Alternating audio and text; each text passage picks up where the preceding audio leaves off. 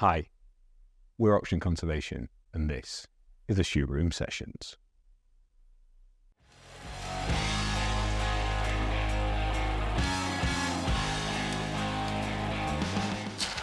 So I think we should probably start by saying a massive thank you to David for having us in your Pleasure. very own home, and it is ludicrously wonderful. Do you want to tell people where in the world we are? We are at this very point in time around a mile from a fabulous place called Swinton Park, a large estate, country estate here, and we're about 2 or 3 miles from Massam and a bit further north of Ripon in the North Yorkshire. And we're in the Nidderdale National Landscape area. Yeah. Cool. And I think this is the first Shoot Room session we've done in someone's actual home. So it's very kind of you to welcome us in, and fireplace as well. So it's almost like we've borrowed the set and brought it north. It's a pleasure. Good to see you all. Really cool. Could you tell people out there who you are and what you do? Okay, so I'm David Hill. I am an ecologist by training many, many years ago. I set up one of the first environmental consultancies back in 1992 and built that up. And then I sold that to a group called the RPS Group, which was a small PLC. I think they've recently been acquired by Tetra Tech from the US. So lots of interest around building businesses up. But before that, I was in the organisations, the NGOs such as RSPB, Game and Wildlife Conservation Trust, and the British Trust for Ornithology. But by 1992, I decided I wanted to do something different and get into growing the area around environmental consultancy. So I did that. And then 2006, I decided to try and disrupt this whole area around mitigation provided through development. And so I set up the Environment Bank. And the idea was to just lobby government to do something called biodiversity offsetting, which eventually morphed into biodiversity net gain, which we managed to get into law back in 2019. It was announced by Philip Hammond, the Chancellor, that they were going to make biodiversity net gain mandated. Before that, as we might come on to, it was all voluntary, didn't work. And then in 2021, it was made law through the auspices, really, and great help from Michael Gove. And the rest is history. And living history right now, right? And it's literally why we're here, because I think I've heard you described very accurately as the architect of BNG in this country. And I think no one out there would argue that if it wasn't for you, BNG wouldn't be a thing. So first off, thank you. Well, it's a pleasure. Thank you for saying thank you. It's really kind. What do we need to know about the young David to understand the person who's with us now? Can you take us back to childhood and education? Crikey. Well, my father's still alive, thank God, and he's 91. But he got me into the countryside at the age of about 5. And I remember going for walks with him, and he would be, what would he be then? 29 probably. And we just walked in the countryside where he was from, in Derbyshire. And I just picked up this thing about birds and ornithology. I didn't know it was called ornithology then. And I remember many days of going out there or even going fishing with them, because we used to do that a lot, and just embracing the natural environment. And of course it was natural then. It didn't seem to be something that was that special. But I then went through school. What did your dad do work-wise? My father did, he used to build trains, bizarrely. And so very hands-on, didn't really, I think he left school pretty early. And my mother was the one that didn't. She did accountancy and things like that. And so I was brought up with, he always had an eye to do good business deals. I always remember that. And I think a bit of that rubbed off, probably a bit further down the line. But I realised by the age of, I don't know what I'd be, 30, that I needed to work for myself. Probably because I was perhaps unemployable by then. If I was going to do anything, I'd have to, sort of generate my own income. But I just love the idea of generating ideas, which is I still do. And why so that's were you me. Unemployable? What was it? I think I just always felt probably I knew best, and as many of us do at that age, it only takes another 40 years to make you realise you didn't know best. But there you go. That is the arc of. You've just got to push on with it, haven't you? Really, and I suppose also, fortunately, managed to find my wife, who is also, she's basically a sheep farmer's daughter from Swaledale. And she's sort of tried to keep me on the straight and narrow and done a reasonably good job of it, I think, so far. So, so it's a partnership. How did you really. meet your wife? Now that's a really personal question, but I'll tell you the answer. I knew when I joined the Game Conservancy, as it was then, I went up to meet a fabulous guy called Pete Hudson, who was doing research on red grouse. And I was a whippersnapper straight out of having just done my doctorate at Oxford, and I needed to learn a lot about the sort of the land-based businesses, and Pete was a great start. So I went up into top of Swaledale to meet up with him. He lived in Askrigg. At this time, I had this crazy romantic vision about, do you remember the All Creatures Great and Small films? Yeah. And the series? That was the thing I watched all the time. So I probably really wanted to be a vet. Anyway, running the story through, when I was down in Fordingbridge doing research on game birds, and I'd been up to see Pete Hudson in this fantastic place called Swaledale I'd never seen before. And I went for large walks with him.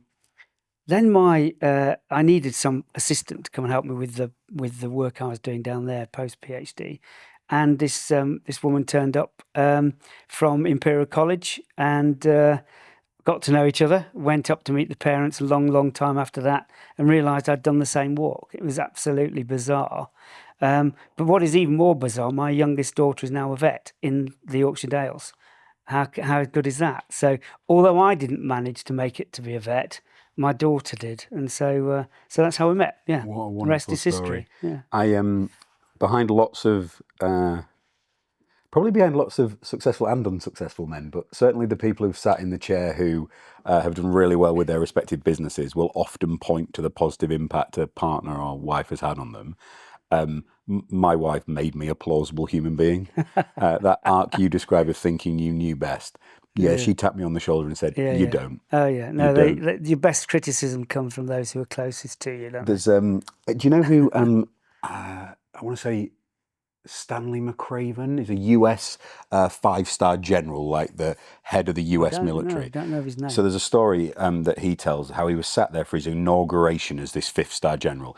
You know, there's a bomber fly over, the president turns up to shake your hand, like it is as big a pageantry as it gets. And he said he sat there and he looks at his wife and he goes, "This is amazing, isn't it?" And she said, "Yeah, don't forget you need to take the bins out when we get home." And only your wife can do that, right? Just that grounding effect of however big the moment is. You know, and I bet he did. Oh, yeah. Happy wife, happy life. Absolutely. Yeah, love you, sweetie. That's in there you said about being unemployable by 30 and the need to disrupt the sector.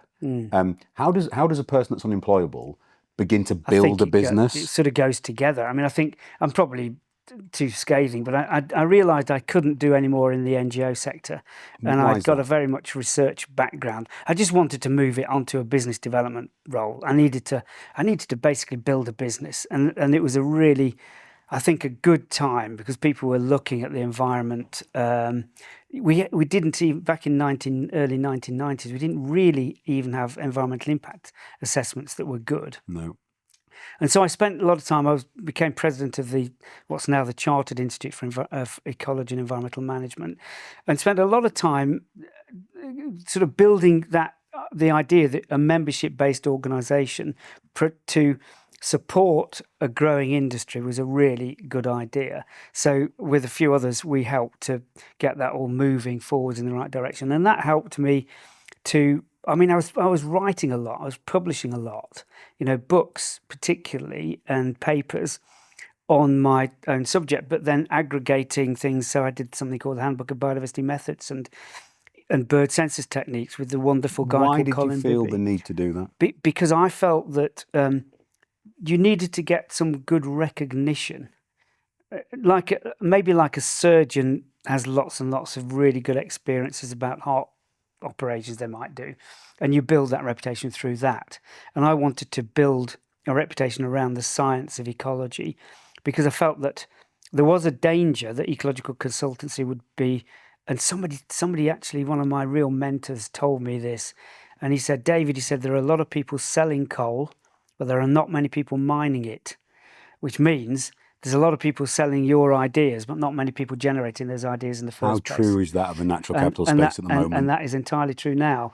And so I felt I wanted to be the person that was probably mining the coal. It's a really bad analogy because of climate change, I know, but you get the gist. I fall into car analogies often, which aren't good either. But so I decided that, you know, whatever I could do, write books. I managed to write one with one of the most amazing scientists, a guy called Dr. Colin Bibby, who was conservation scientist at RSPB when I was there, called Bird Census Techniques. And these things weren't around. You know, how do you go out and do proper bird surveys, for example, to support EIAs? And then looking at EIA methodology and sort of ratings and all of this sort of thing, that fascinated me. And I knew that I had to really progress that if I was going to really get a bit of a name in that sphere ahead of the curve. And I've always tried to look at what is the next thing that's likely to come along down the track and get in there and promote it. And that's really why I probably felt after 4 or 5 years, 6 or 7 years, I'd done enough in the NGO sector, learning a lot about habitat creation, habitat management, restoration, all population dynamic theory was my big area. So I needed to really put it into practice and try and build a business from it, because I knew that you can't, and I still believe very much so, that we will not do nature restoration unless it's fundamentally owned by the private sector. The NGO sector cannot deliver the scale we need. But we might talk about that a bit further on. Did you always enjoy writing? Yeah, I did, and still do actually. But then I have a really pretty eclectic mix of things I read, and then I realise I can't write as well as that, but I can write to a level that is, you know, it can get people engaged and interested, and I think that's what's important. If you read back something you've written, book 5 years ago or whatever, of the however many 100 pages are in there, how many lines will you read back and go, oh, that was a good line? Do you have many? Almost all the time. Do you? No. I hope the camera picked up that wink. Because mine came out in June, right? My first book. Yeah. Long tome, like 400 pages. Yeah. I think there's 5 to 10 lines in there where I'm like, you nailed I've done a job there. Yeah. Most of it, I'm like, okay, I could improve it, I could iterate it. Yeah. And I just wonder, in time, will I learn to like my stuff more and get better with it? But like you, I read other people's stuff and go, you know, when you get a line in a book and you just put the book down, you go, I just want to sit with that line for it. It's so good. There are phenomenal professional. We talked about Ben before. Writers. I think some of Ben's writing's lovely. Yeah. Yeah, you're right. I think in my case, you're absolutely right. You can pick out 1 or 2 things that you think, actually, I really nailed that. And you go on to use it again. Yeah. And I actually have stolen 1 or 2 pieces of things that other people have said that I think are fantastic, but nobody's made much of. And the one that I love is, I think it was Pavan Sukhdev that coined the term, and he may have even stole it from someone else, but he probably didn't. And he called the term making nature economically visible. And that, for me, is it sums it all up. Because at the moment, you know, until now, we haven't. We've been doing nature as a sort of a good and nice to have. But if you make nature economically visible, it suddenly takes on a completely different complexion. And then people really start to understand they've got to actually focus on it, because it's critical to our everyday lives, critical to our global economy. Love it.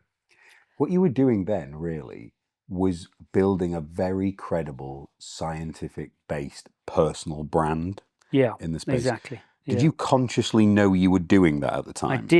I did, I have to say. I think you were 25 years ahead of the game with that. So now there are people who are YouTube experts. That's all they talk about. I know. Literally, their whole thing is how you build a personal brand. Yeah. But they're selling coal. They're not mining coal. Yeah. And they're telling people to sell coal, not mine coal.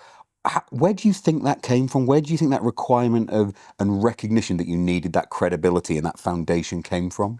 Well, I think that, and look, I'm not, you know, as ecologists go, I'm a pretty okay, good ecologist. But as a scientist, I wouldn't rate myself in the top 5-10%. I mean, back in the Oxford days, there were people there that were far more aligned and progressive around the science and better able to see a clear pathway of publishing a paper in Nature than I was. But that's fine. But what they didn't have was the understanding, I think, of how to make that a popular case that people can then really understand and can get behind it. I mean, there's so much science done out there, and some of it phenomenal science, even now, obviously, but it's actually not getting communicated. So it's the communication of it, I think, is really important. And I think for me, I was probably a bit better at the communication than I probably was at doing the hard graft 3-4 year PhD type research, which I did do, but it was. I didn't enjoy mine either. Yeah, I loved being at Oxford. I mean, it was just the most phenomenal network of people, and I enjoyed it. But it was time to take that, and I did have a mentor, a fantastic mentor called Dr. Dick Potts, who I look back now, who unfortunately passed away in 2017, who was. He was a great scientist in his field of game biology, and it was a fascinating life, because when I was there, he treated me like I was some amazing guru in sort of population dynamic theory, and I wasn't actually. But he was so good at that, and that brought out a lot for me. But what the Game Conservancy, and it's now called the Game Wildlife Conservation Trust, did for me was it enabled me to go and speak with landowners, farmers, landholders on a one-to-one basis. It was phenomenal. It really was a phenomenal grounding. Probably better than even the time at the RSPB, which was also a phenomenal network. But being able to go and talk to 65% of the British landscape, and on terms that they knew that I was interested in game biology, that then elevated me into some sort of real guru for them. How far step back from founding the first business were you thinking about, I'm going to start a business at some point? Oh, probably about 4 years after my doctorate, and probably 7 years before I did it. People talk about strategy a lot in business. Very few people actually bother to define what they mean or explain it. I think it means seeing into the future, spotting what's going to come, being 360. I agree. You were years ahead of time there. What I can see you've picked up as you've gone through your career is each chapter you've gone, what is the skill set, the learning, the experience, the network I can bring from this that I can put in my log of skills? And you were building. Yeah. You effectively wrote, whether it was on paper or not, you had a really sophisticated learning development plan ready to set you up for starting that business. I did. And I started working on what would a consultancy business look like way back in about 1986, 87, because that was really where it needed to be, right down to the detail of sort of accounting and the management. And were you talking to others about this? Did you have a network of friends who discuss it with? Or? Not really, because it was two people wanted to work in organizations. This was, bear in mind, this was at a time when we had the Nature Conservancy Council. In fact, we did. In fact, it could have even been the Nature Conservancy, which was a brilliant model, I have to say. But that got abandoned it went into the Nature Conservancy Council, and then it got morphed into English Nature. And well, the other context people need to remember is, if this is late 80s, this is the height of Thatcherite. Greed is good. Money is everything. Destroy anything to progress. So you were so out of alignment with the general zeitgeist. Yeah, and you met with the Game Conservancy. So I met some phenomenal landowners. I mean, this is something I think they are really underestimated as their importance in nature recovery and nature restoration now. And I think I want to see that all come back, because I think that's where the successes will lie. But it enabled me to talk to them on a one-to-one basis, often through. And I don't like the idea of shooting. I don't like shooting. I never did any shooting then, even when I was a Game Conservancy. I used to get invited to all sorts of phenomenal shoots, and I just declined because I do not like shooting. But I appreciate what that sector has done and continues to do. It has, ups and downs, but generally some of those folk are protecting some fantastic landscapes, and that's really important to me. That's another reason why you were able to be successful in the way you were. So I think each of those. Now, let's not underestimate the fact that you got a PhD from Oxford, which means you are one of the best people in the world at the head of that pin that you did at one point in time. That's literally what a PhD means. So whilst you're sort of downplaying your ability as a scientist, you're a pretty damn good one as well. But if you had been that absolute elite level best in the world scientist, you wouldn't have had the array of skills you needed otherwise. No, I so wouldn't you have were gone in good enough in each of those areas and picking them up. Yeah. And I think that's the nature of starting a business, because when you Yeah. start it, you're everything. Yeah. Your CFO, your CEO, your COO, You you're are taking the everything. bins out, you're doing the range of stuff. Yeah. And if you are just so optimized for one part of Yeah. it, you can't do the spectrum of things. Absolutely right. And yeah, so in a way, it's a good thing that I wasn't scientifically as good as some of these other guys, because they've progressed through. I mean, it was at a time when in the 80s people thought getting an area. What was it called? An area or regional officer post with with Nature Conservancy Council was the job to get. Yeah. And people have got those Assumed and linear career paths, stayed right? in that for 40 years. Yeah. And I would have really liked to have done that. But then I look back and think, no, I wouldn't, because I couldn't have done what I did do. Well, you'd have done it for 2 years. And I'd done it exactly. That's exactly right. I would have done it for 2 years. How early do you reckon you noticed that about yourself, that you were like, okay, I've got this 3 very years? early. Yeah, very early. I remember. In fact, I made myself laugh recently. I was at my parents' house, and I used to paint. I do artist work for bird paintings. And when I was from the age of 10, 11, 12, 13, and I realised I was selling them to friends. So there was a picture of a swallow, I think, and I turned it round on the back, and there it said not for sale, because I wanted to keep that one. The others I'd sold. They were pretty poor. I mean, poor people that bought them. I'm horrified now. And I'm sure they did it for, just to sort of shut me up. But I was selling stuff at the age of 10 and 12. I love it. Really funny. So you look back now, it's blindingly obvious you were going to be an entrepreneur and have businesses, because you were doing it from the start. You were collecting the skills and building towards it. I did enjoy that. And I used to enjoy the talk around it, getting people engaged and saying, would you like to buy this? Because and it was, I can see I was smiling to myself now, about it. And my father, he would just kill himself laughing when he saw this, and I'd put not for sale on it. There's an amazing American leadership guy called Dan Martell, who himself has exited 3 £100 million software companies, and he talks a lot about this. And he says, if you want to be an entrepreneur, sell something to somebody.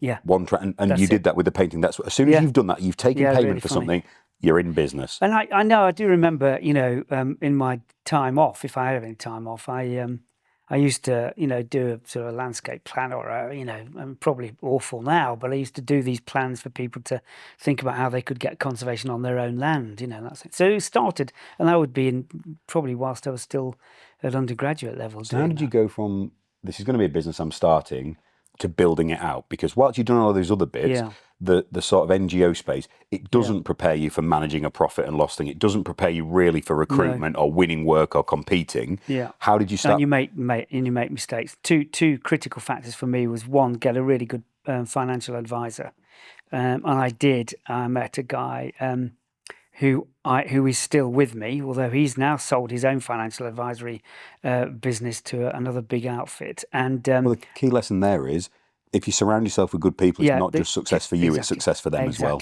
And also a really good accountant. So, but not one of the big factor people, because you can afford it. You couldn't afford it in those days.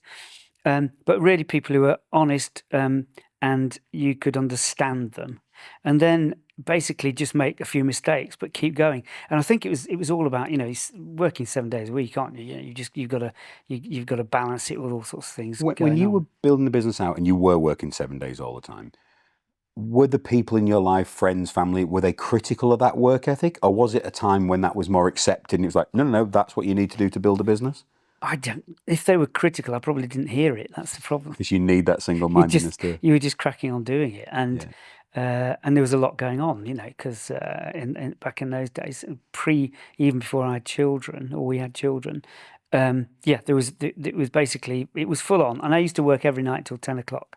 I remember that, and I'd then watch the news, get depressed, get up in the morning, do it all again. The key point there, stop watching the news. Exactly. That would probably be much more sensible. I get it quite a bit. So I write and publish a lot, and people will jump on stuff and go, oh, you work too much, Rich, this is terrible, rah, rah, rah. And I'm like, people want the view they don't want the climb. They don't want to do the work to get to the perspective. That's a very good point, actually. And you know, it's you and I were speaking before we started. I come from Scunthorpe. For those people who haven't been, that's not a nice or friendly part of the world. And to go from where I started to where I am now, it takes 7 days a week and 12 hours a day. And I could either have stayed there or climbed out of where I was, and I wouldn't swap it for the world. So, and also I think I learned early on that PAYE wasn't for me. I just couldn't see that salary progression thing. For me was very interesting, I have to say, because at the end of the day I was still pretty keen on generating a really decent income. And when I set up Ecoscope Applied Ecologists, I remember that my only focus for the first year was to generate, I don't know, 25k salary for me, full stop, nice lifestyle. And it didn't go anything like that whatsoever. It was way beyond that.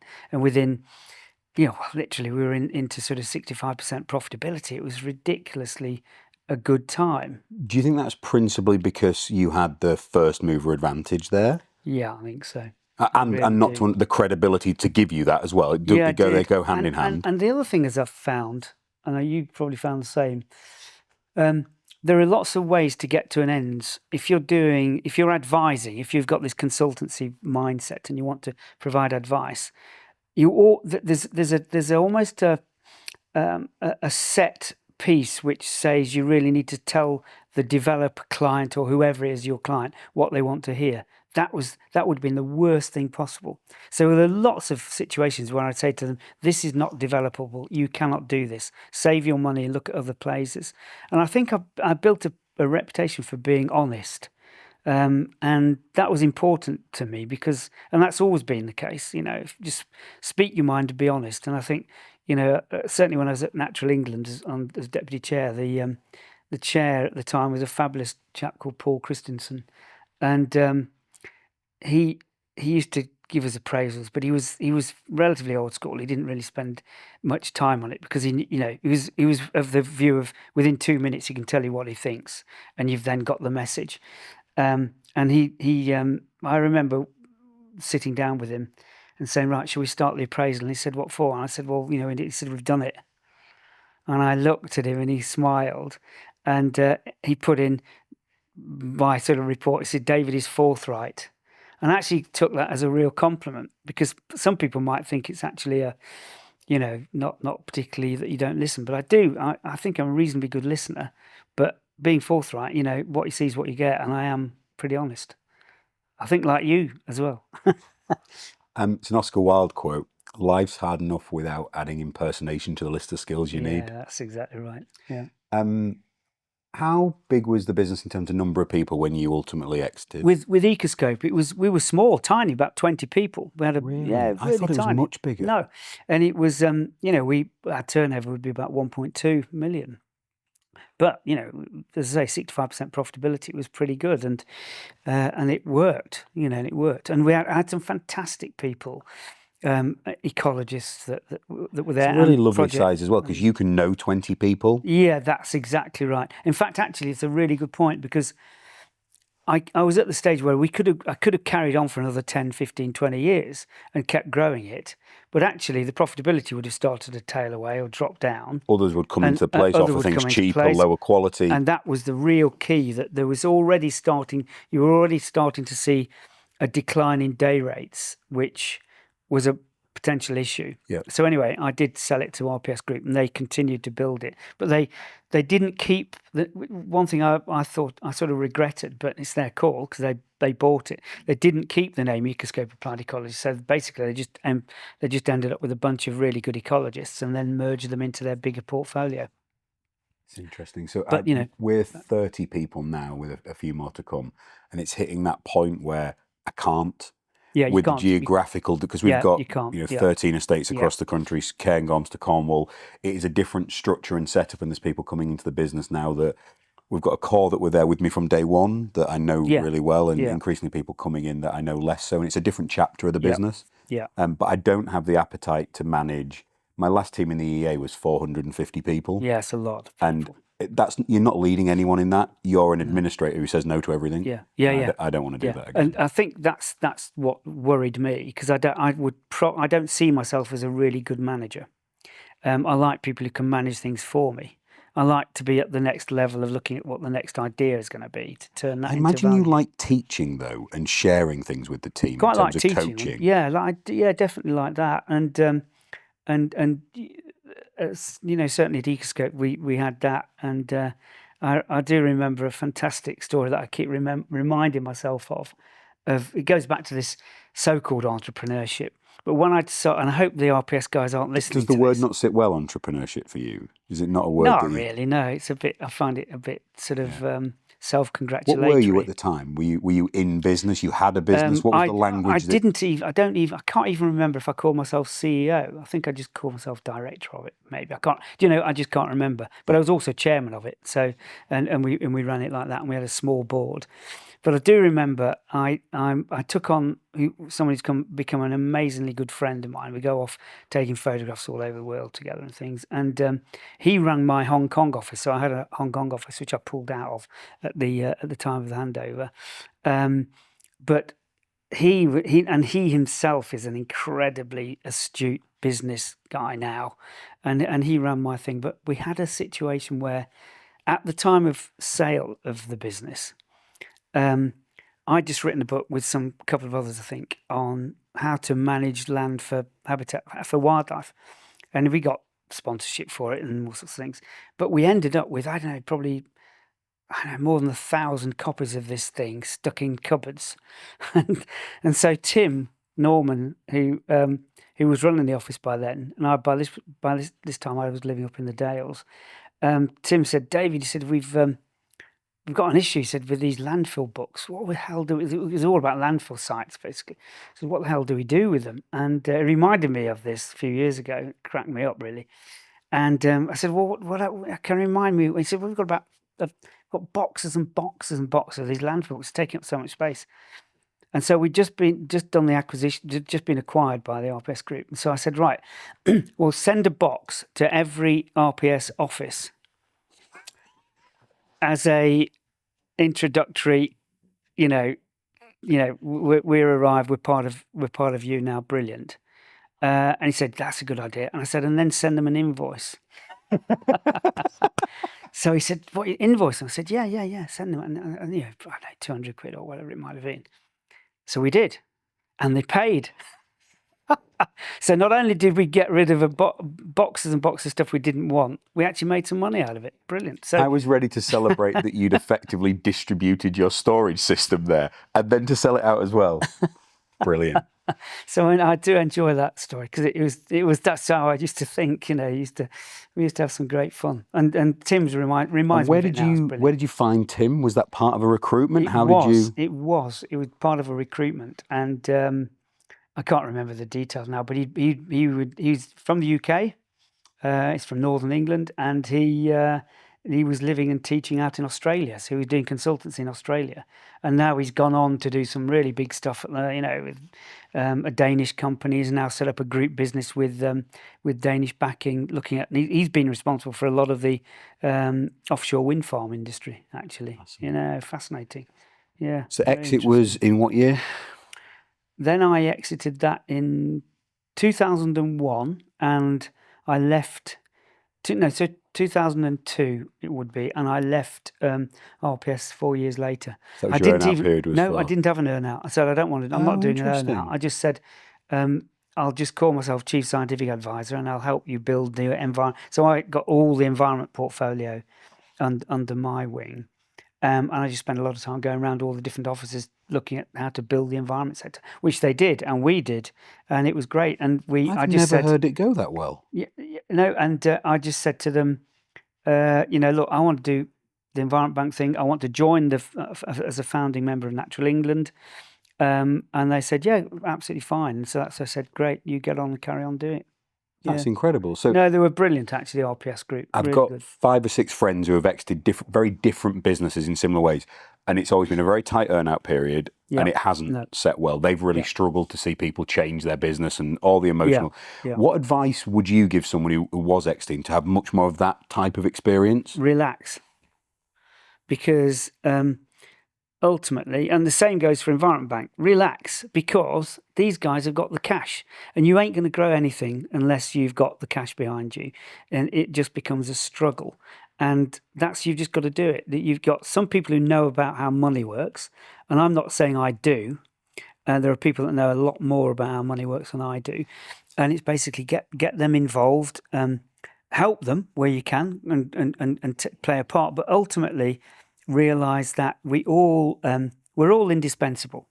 I think that's what a lot of people can't accept. And once you've taken the decision that you want an exit, just do the exit and relax. And when you Do were the next talking thing. to them, it sounds like you were very clear of, look, I'm not doing X. If you'd like me to do Y, I'm happy to do that.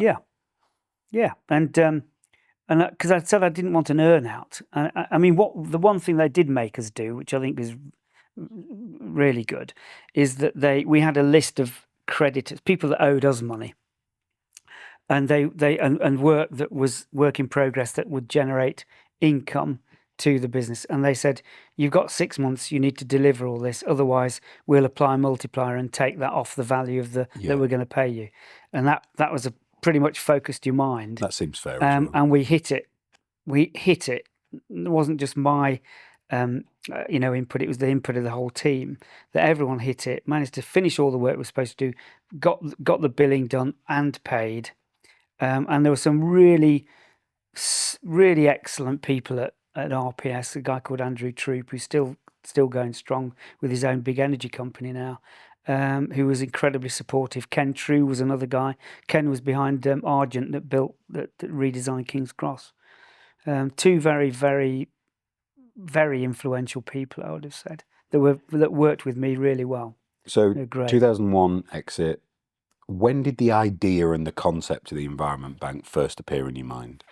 Oh, whilst I was still at RPS, and probably by about 2004, 2005. And I'd spent a lot of time by this time talking with government agencies about what they ought to be doing in terms of a private market for getting this development sector to do BNG.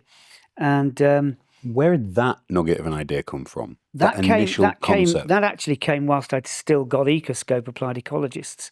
And there were two, again, influential people there. One was a woman called Dr. Jo Treweek, and another was Dr. Stuart Thompson. Stuart was at Oxford Brookes University, and Jo was, I think she had her own consultancy. But they would, in the late 90s, they were showing how such poor quality was happening in the environmental impact assessment world. And it struck me that no matter how much we carried on, the developers, if they were to do the mitigation within the site boundary of the development, it was not working. There's no enforcement, none whatsoever. And I said, just go into offsetting. So then talked to lots of people in the States where mitigation banking kicked off in the 70s. So it had already been an industry. And had you spent much time in the US during this period? I'd spent no time in the US, but on the phone to lots Really? of people. Okay. Yeah.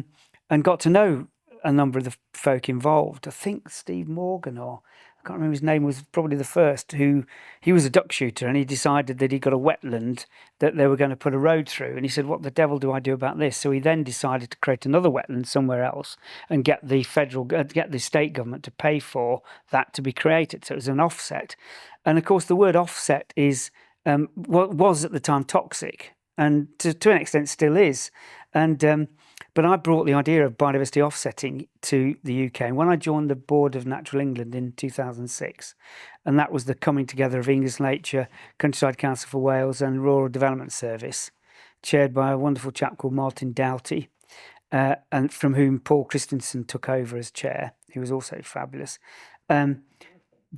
I talked to them at length about this idea, and they said, this is really good, we like it. So then I was sort of allowed to go and talk to ministers, and the first ones I talked to were probably Barry Gardner and Hugh Aranka-Davies, who are still in government. And Hugh, I mean, just got it in the House of Parliament, sat down with Hugh, and he just got it, he thought this is fantastic.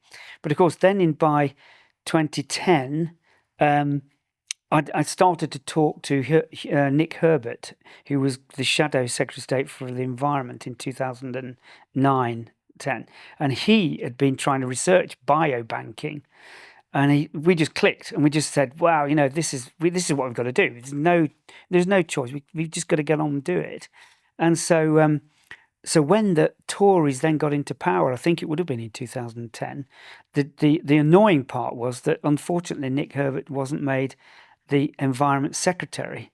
It went to, I think it was Caroline Spellman that did the first, who also got it. She was really good. But it was then you got to rehash the story and go through it again and again and again. And by 2012, the government did decide to set up some trials, some pilots of offsets, which was a major breakthrough. You know, you can imagine from this non-entity idea to coming through with where the government was going to back some pilots was fantastic. And the last minister or Secretary of State there was Owen Paterson. The problem was that the voluntary nature of those pilots meant that it was never going to work because the developers just couldn't get involved. They didn't. The planning authorities didn't understand it. There was nothing driving. There was no legal compliance to do it. So who's going to do it if they thought it was going to cost them money? Then the government did some pretty poor impact assessments of the impact on development business and worked out it was going to cost them literally a few million. It was pathetic. But they decided then, well, we're not sure about this. But I kept going and kept going and kept going.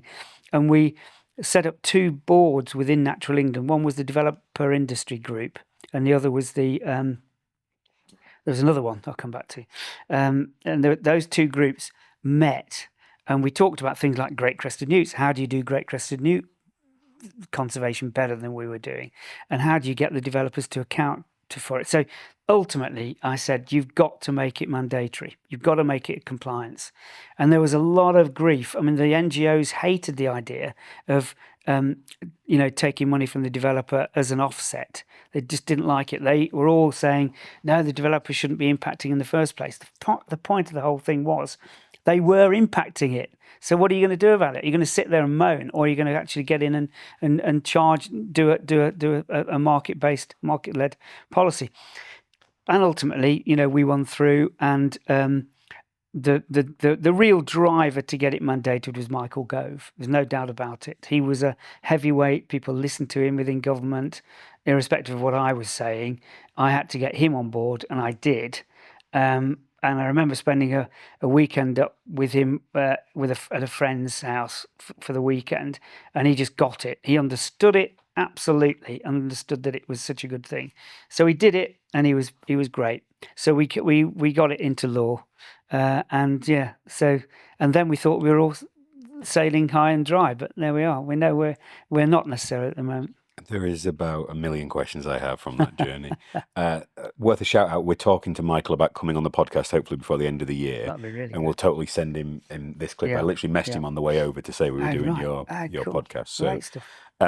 Like you, was a different level as an environment secretary from my perspective. Totally. Yeah. Level of intellect, speed of awareness. He was the only one I ever saw ask a question and listen to understand. And exactly that. Yeah, he did. And he wasn't just waiting to drop a line or No. just to make people feel heard. No. He was testing his understanding. That's right. And really working through it. And he actually did too good a job. He made the role too big, and I think that's why they moved him on. It's a real shame because it's a really important department, is DEFRA. I mean, the environment, if we don't have an environment and we don't have food, We're done. what else is, we're done, absolutely. And so I've never really understood it. I think the bean counters get involved too much, and the policy wonks, and they don't understand the environment, they don't understand land. And it's pretty simple. So you've just articulated what is a 24-year journey pretty much to get BNG into being a thing. When you started that journey, now my assumption before we had this conversation that you would have been like, oh no, I had no idea it would take 24 years. Now I know how your brain plans ahead. You knew it was going to take a long time, right? I thought it was going to take a long time, but I didn't think that long. That's a brilliant shot. Because I could. It was what's Richard Dawkins' book, The Blind Watchmaker. Yeah. You were always looking over the policy folks' shoulder, making a mess of it, and you could just give me that and I'll show you how to do it. It's not difficult. When we had George You know. Eustace on the podcast a few months ago, Yeah. he talked about beavers, and that 4 times he said to his leading Mandarin, "Have I signed everything I need to sign? Is this done?" "Yes, Minister, it's all done." Yeah. 4 separate occasions. Yeah. People, you used a phrase beautifully before, the public sector and by extension the NGOs, they're not culturally able They're not culturally to work. able to work with business. Yeah. And that's why they're special advisors in government. And actually, that I would say is the major frustration I have had over the time, has been the number of, unfortunately, ministers churn. And it's unfortunate. You get them on side and they understand it, and then they moved. One of And my that's wishes sad. for government, if I had like 3 wishes, would be keep a minister in post for the entire duration of Parliament. Yeah. I just think nothing Because gets. they can't- I mean, okay, remove them for some form of illegal activity or personal indiscretion, but not for the job. Like, for the keep job. them in the post. But I think also that the advisors, I have a real question mark as to how these advisors get the jobs in the first place, because they're generalists and they sometimes have their own particular angst. I mean, I remember having a almost hair drying one of their advisors who was utterly useless, and he's gone on to do big things, and you think, my God, this is scary, because he certainly didn't understand the hell of what we were trying to achieve there. I think I may have met the same advisor. And I think that you need to speak a lot more to the people out there doing it rather than an internal advisor, because they'll often just tell the minister what he wants to hear, and that's often not what we want to move things forward. In the face of all that, and also you have probably the broadest perspective of working in academia, in NGOs, in charitable organisations, in very close to government, in private. You've seen the whole spectrum of how the whole machine works. How on earth, knowing that, did you keep the positivity, the resilience? Why did you keep knocking on the door? Yeah. Well, I get asked that all the time. People said persistence, Yeah. and I suppose the cheeky answer is I didn't know what else I wanted to do, but the real answer is that I just didn't want to be defeated. Isn't that funny? Looking at it, I didn't want to sort of give up. I thought, this, just listen to what I'm saying, for goodness sake, this will work. And I still feel that now. I feel that now more than I probably did right at the beginning, because the incumbents we have at the moment, they're not even interested in nature and the natural environment. I heard a fantastic quote the other day, and it just, when someone offers up an anecdote and it kind of like hits you, like, how did I miss that? And it's the sort of, we've gone from a Tory party who had a large component of landowners, who had a history of understanding large-scale landscapes and rural economy.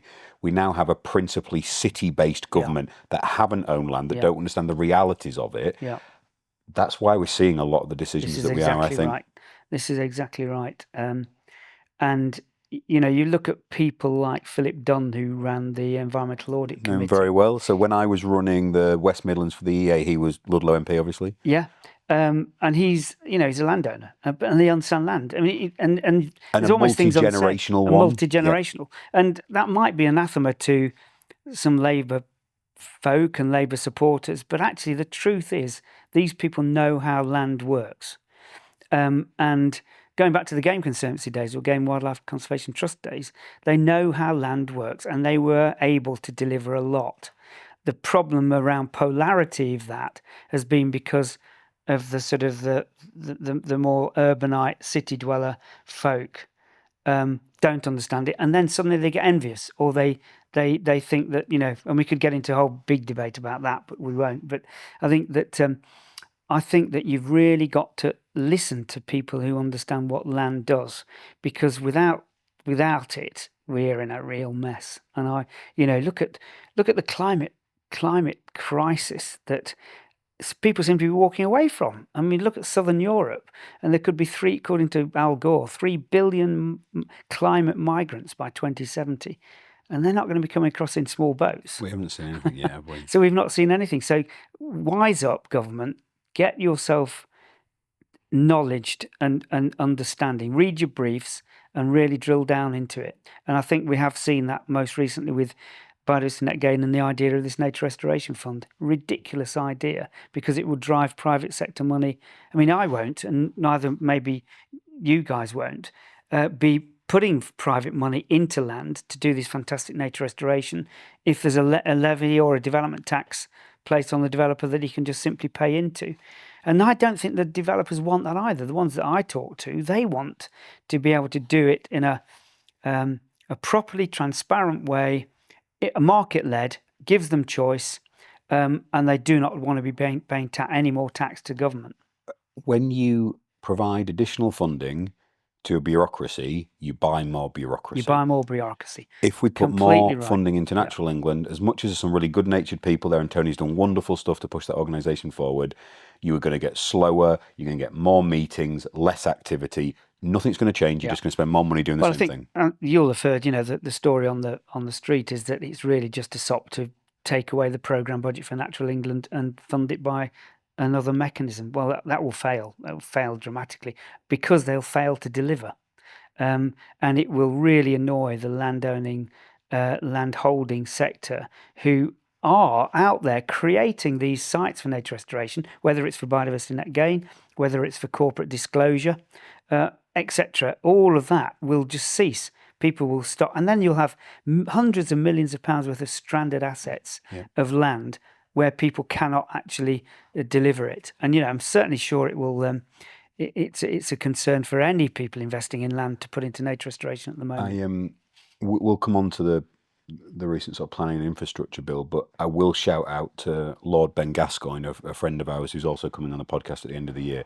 He spoke wonderfully in the House of Lords to say, okay, it's been hard with nutrient neutrality. This discussion should have stopped at nutrient neutrality. Exactly. It had no need to talk about BNG. No. What are we even doing?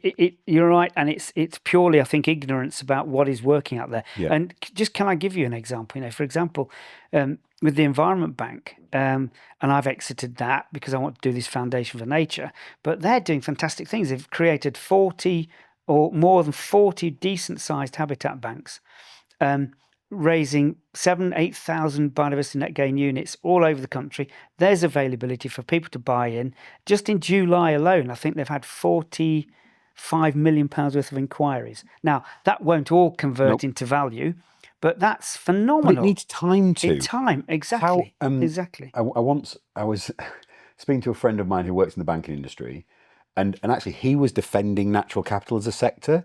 So he'd heard people say, why are carbon credits not perfect? Why is BNG not flying yet? And he spun around and said, well, we've had financial markets for hundreds of years and we're not getting it perfect, are we? Exactly. And natural capital's had 10 minutes. And the thing that really strikes me as very, very serious and very significant is that Labour ministers, Secretaries of State, not just in DEFRA, but across the board, just look at the brief and look at people, speak to people who understand what's going on.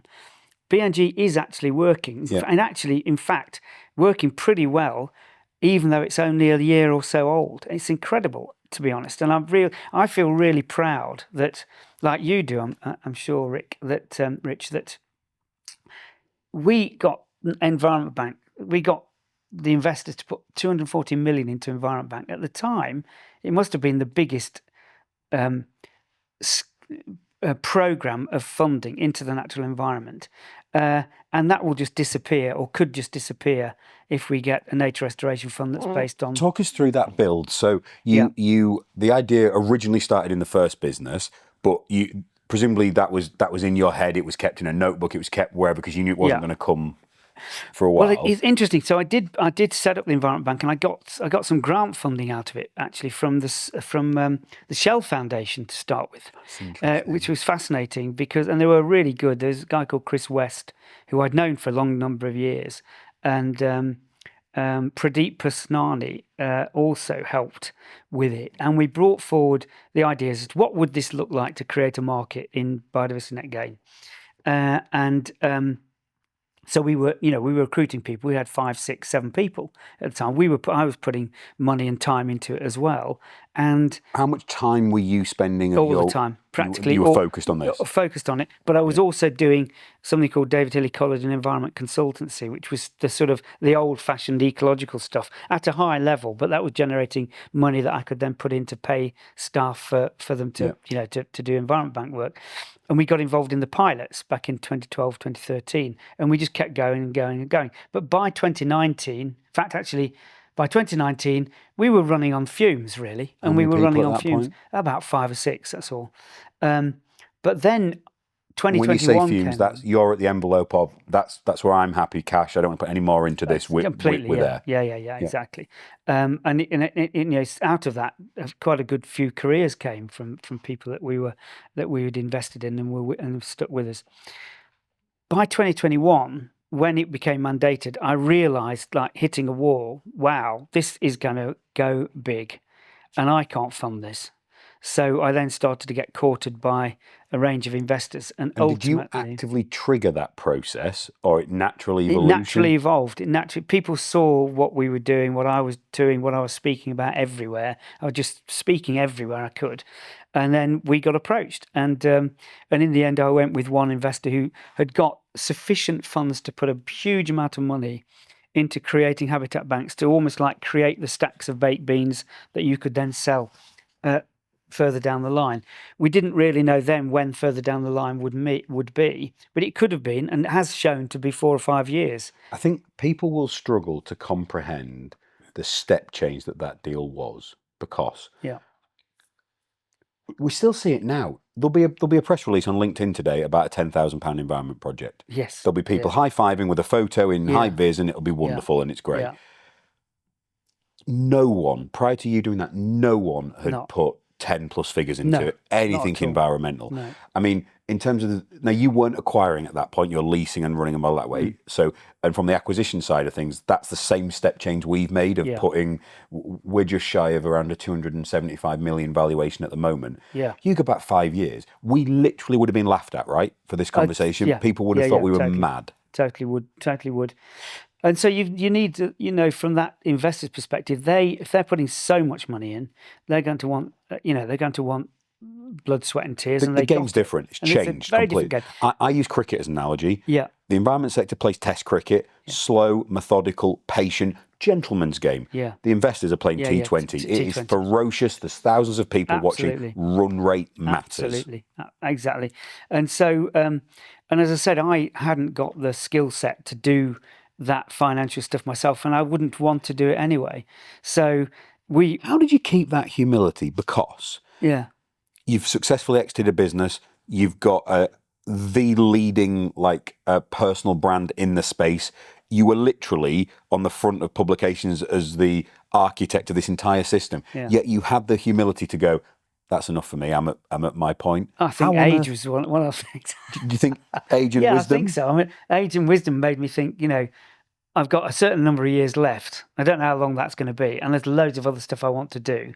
And fortunately, we got our institutional investors aligned at the right time.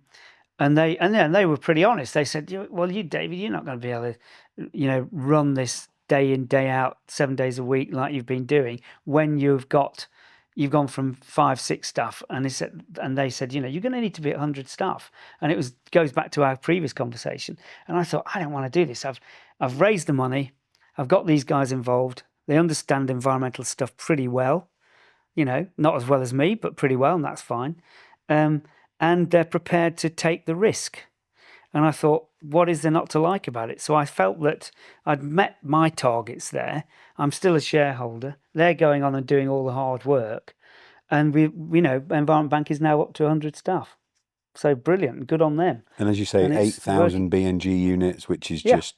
Yeah, and more to come. So they've got the big ambitions to do more and more and more in the sort of nature credit space for the corporate sector.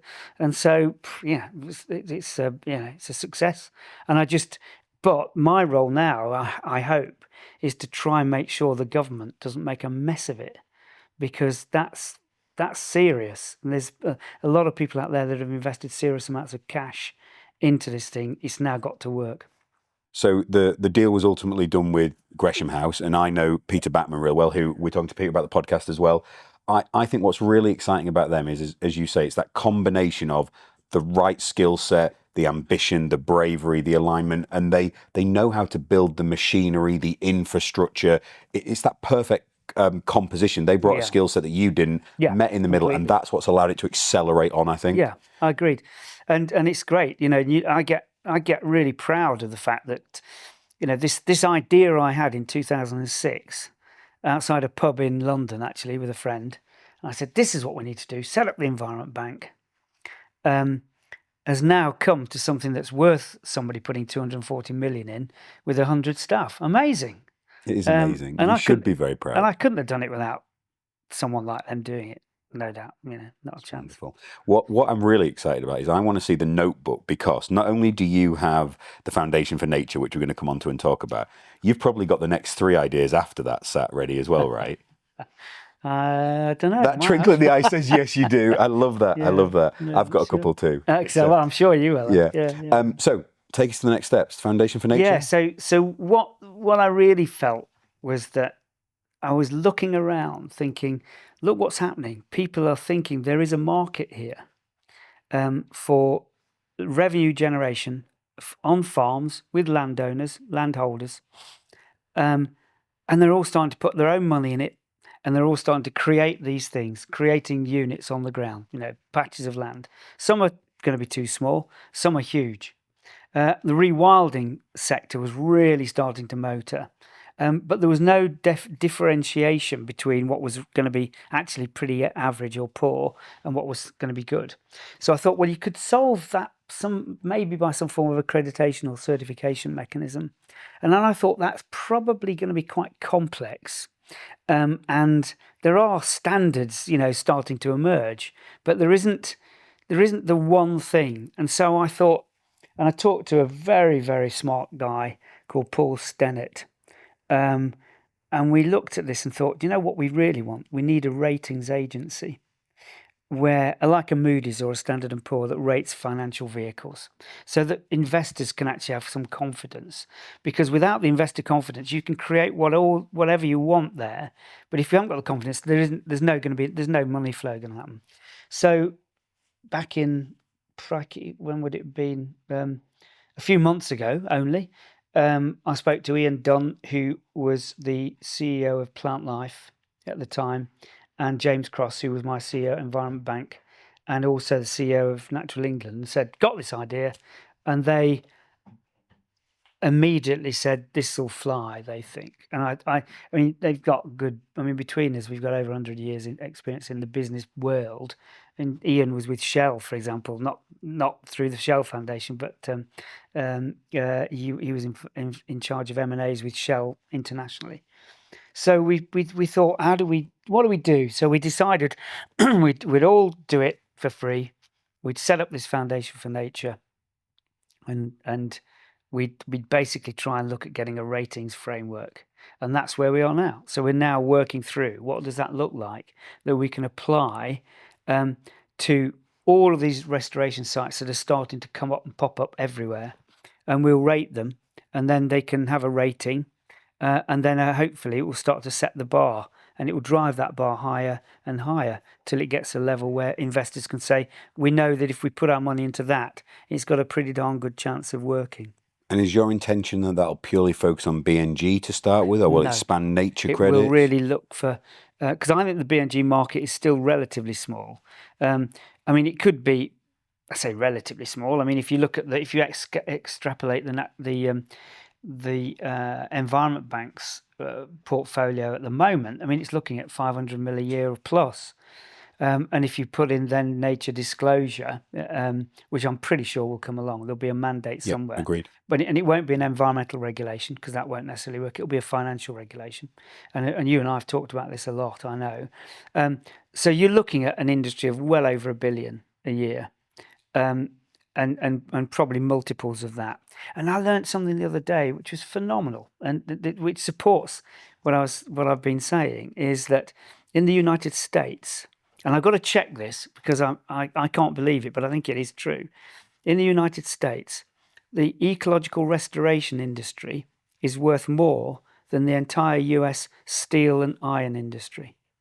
And it employs 221,000 people already. And the market hasn't even... How much do you hope that's true?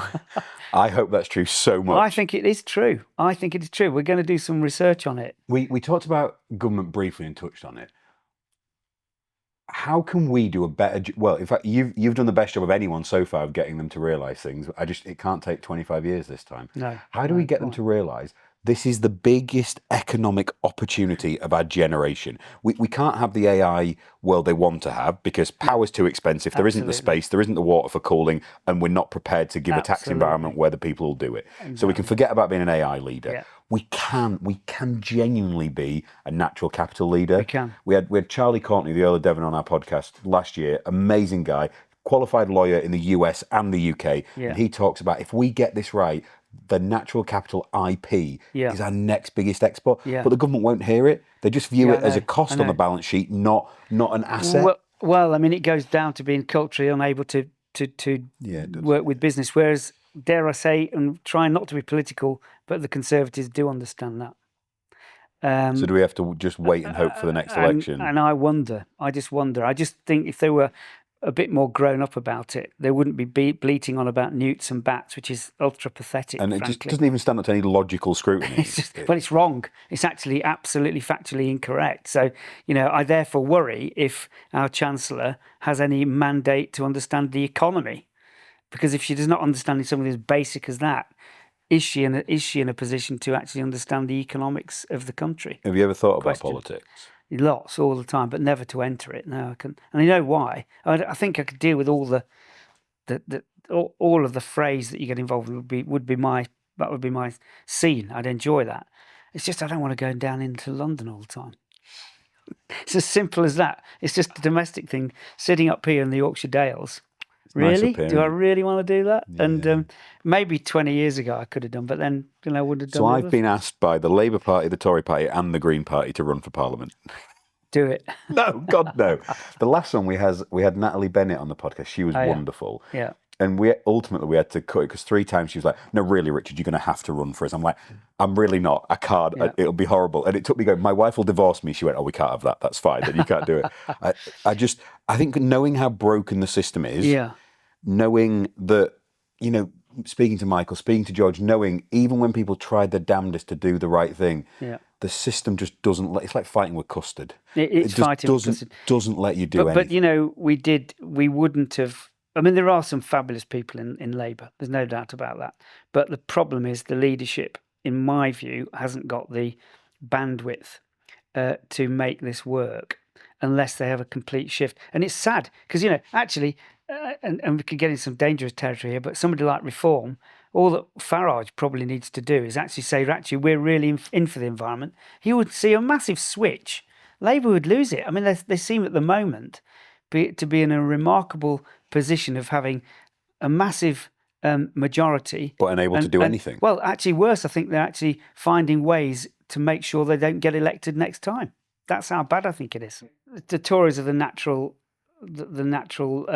it's the natural home for this, I believe, and trying not to be political, but for goodness sake, let Labour get their act together and sort this out because it's going to hit them. The only saving grace is the Tories aren't plausibly electable at the moment. So if they had the David Cameron of now, but I always feel guilty when we're talking about this because we're sat here and neither of us did it. We chose to start businesses and do it that way. We didn't choose to go do the groundwork in the Tory party and try and lead it one day. But it may be actually what we really want. And I'm now, if you go back to those voluntary biodiversity offset pilots, the whole BNG thing took too long. There was far too much stakeholder engagement, far too much consultation. It could have been done and truncated. Really much which is what you should do with a massive mandate. Yeah. You should go bang and changing things. And it could be that you just want government to simply set a regulatory process and just do it and then let the private sector take it on board and get on with it. And they don't have to have any influence. But at the moment, we've got the worst of all worlds because they can't seem to regulate effectively around this. and they say, no, give us the money. We're the best place to deal doubly with the bad, cash. isn't it? Toxic combination. And that's a toxic combination because it will ultimately fail. So and then they'll have to be held to account for it. We touched on the Planning and Infrastructure Bill briefly. I never heard in any of the discussion the fact that one of the biggest challenges around not getting development away is there's literally no planning officers in local authorities. So you're handing in documentation and it just sits there in a void. Yeah, but no one's allowed to talk about that Yeah, because instead it's about bats and newts. Yeah. Well, I mean, bats and newts are being made the scapegoat, quite frankly, and that's not going to work ultimately. I mean, there are private sector, as we speak, private sector delivery models for great-crested newts which work, and the developers love them, and it means that the developer, let's take Joe Bloggs Housing Association, Joe Bloggs Housing Limited, isn't going to get a really bad reputation by someone saying, hang on a minute, all you've done is paid the government so you can destroy these newts or whatever it might be. And that's really frightening for the housing developers. Well, they want to do it properly. Completely. It's the exact same scenario as the companies who have tried their best to buy carbon offsets and are now finding they've bought nothing. Yeah. And that's worse still, because not only have you bought the product here that's not doing it, if you've bought something that's done bad, you're going to have to buy another product, you're going to have to fix the bad and the PR side of it. Yeah. You're going to be holding the next Volkswagen scandal of the environment. Exactly that. And I think that, let the private sector just get on with this and deliver it. Because if you can make it a revenue-generating operation, it will work. And then tax it. And then tax it. And, everyone's happy about that. But tax new value. Let's stop trying to chase the old. Yeah. For a government that talks about growth so much, all it wants to do is tax the past. It doesn't want to tax the growth, does it? It's a really good point, that. It's a really good point. And I just think we know that we can do it with protected species compliance. You just have a private sector delivery model. I mean, when I was at Natural England, we used to get lots of criticism about great-crested newts. It was one of the only things that people bothered about, bizarrely. And I said, we've got to change the system. So we came up with the district licensing mechanism, introduced it, works a treat, fantastic people operating it, and just do that on the protected species compliance side. It really is great. Why would you actually expect the developer to give loads of money that wouldn't be ring fenced for delivering mitigation for that specific impact? It could be spent on anything. And we know, if you have an unring fenced pot, you'll end up people buying it, spending money on a whole load of junk that we don't need. So that's my concern. And I think that then they really will be held to account. I think there's the likelihood for some very serious upset politically if they do this nature restoration fund as they seem to plan. Well, the pattern appears to be now in a lot of areas used against conservation. When someone wants to make an environmental improvement, someone locally doesn't like it, they just put a judicial review in and try and sue government. Yeah. The amount of judicial reviews, the government will be sued left, right and centre. They completely will be. They will completely would be. And if I were in that landscape, I would be advising people sue them for that, because I think what they're doing without listening to people and speaking to people who actually understand it is shockingly bad. And if you look at the Chartered Institute for Ecology and Environmental Management, for example, I mean, they've come out with some really good, positive points about what it should look like, and really against this planning and infrastructure bill. Not least if you're looking at human rights. There's now the ability. There would be the ability with this bill for anybody to do a development without recourse to being appealed or any objection. So local people will have their democracy removed entirely. They will have no say in what is developed near them. That can't be right. That cannot be right. And it will, of course, end in disaster, because people will just see what's going on, take so much, and then just explode. I mean, you'll see it. And yet, the government we've got at the moment doesn't see that. It's really odd. Now, is it the inexperience of the advisors that are advising the ministers? I just don't know. Or is it a mindset around this growth agenda, which, let's just take very quickly the 1.5 million homes. There is absolutely no way on earth they will deliver that by the end of the Parliament. Everybody knows it. But, there's no honesty about that. If you look at what's available already, we could deliver 4 million homes without that 1.5. There's a whole range. And, a recent report came out recently. I can't remember the author of it, but a very well-considered report showed there's 4 million homes. And we heard only yesterday that there are 750,000 empty homes. And that's not second homes or holiday lets.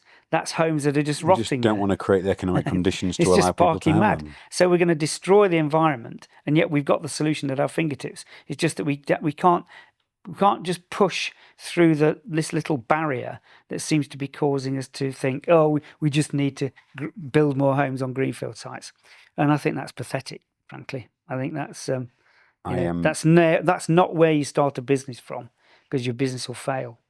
And that's why they're culturally unable to work with business. In my view. You have been incredibly gracious with your time. Thank you. Pleasure. I love to end this show by asking, what question haven't I asked you wish I had? Very good point.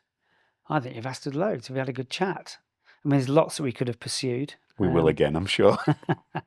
Yeah, I think interesting, the age thing's one. You get to an age where you think, I need another 20 years. How old are you now? 67. So do you feel 67 in your mind? No. How old are you in your head? About 35, maybe something like that. So, but, it all creeps up on us. But I think the one thing I'd say is, it's frustrating as hell how long things take. How did you keep the patience? I asked you about resilience, but how did you keep patience? I probably didn't. Just I furious. used to rant a lot, and rant all the time about how stupid. Because you're angry now, right? You're angry at the government. I'm really angry at this government. I think they are missing the opportunity to do some real good. I think what you do wonderfully is you remain eloquent, measured, and speak beautifully despite being furious. And I think people often, how they feel on the inside and how they present to the world are very different. So people think I'm uber positive.